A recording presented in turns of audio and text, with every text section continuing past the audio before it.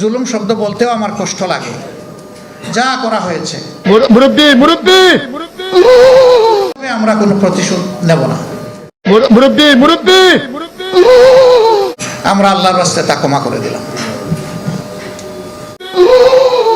ক্ষমা করে দিতে পারেন, ক্ষমা মহত্বের লক্ষণ। কিন্তু আপনার জন্য যারা নিগৃহীত হয়েছে, যারা নির্যাতিত হয়েছেন, যারা অপবাদের শিকার হয়েছে, তারা ক্ষমা যদি না করে ততক্ষণ পর্যন্ত আপনার ক্ষমায় কিছু আসা যায়? আপনার ক্ষমার কোনো মালিক, আপনার কোনো অস্তিত্ব ছিল এই দেশে? আজকে ভারতের কাছে বন্ধুত্ব কৃপা করেন, ভারতকে রাগিয়ে কিছু করা যাবে না, তাহলে লাস্ট দল কে থাকলো? বিএনপি থাকলো।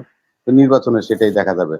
ভারত বিদ্বেষী যারা নির্যাতিত হয়েছে তাদের প্রতিবাদিত আজকের এই ছাত্র জনতার বিপ্লব, সেহেতু আমরা শেষ অপেক্ষা থাকবো। আরেকটা কথা শুনে, জামাত কিন্তু একটা সেকুলার পার্টি না। জামাত ইসলামে কিন্তু একজন বয়সন নেই, নিতাই চন্দ্র নেই, একজন নিপুণ রায় নেই, আলবার্ট ডি কোস্টার মতো একজন খ্রিস্টান নেই। জামাত ইসলাম আছে। তারা তো এই দেশের সকল লোকের প্রতিনিধিত্ব করে না।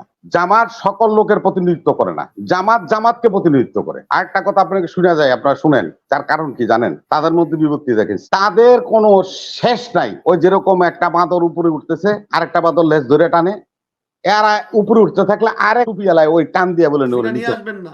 এটি ক্ষমা করার কি কোনো এখতিয়ার সংবিধান দিয়েছে কাউকে? এটা তো গণতান্ত্রিক বাংলাদেশ। আপনি ক্ষমা তো মহৎ গুণ, সবই ঠিক আছে, কিন্তু যারা 1000 মানুষকে হত্যা করলো, মুগ্ধদেরকে হত্যা করলো, সাইদদেরকে হত্যা করলো, আমার 12 জন শিশুকে হত্যা করলো, তাদের বিচার আপনি করবেন না। আমি তো তাকে হত্যার পরিবর্তে তো হত্যা করতে বলছি না।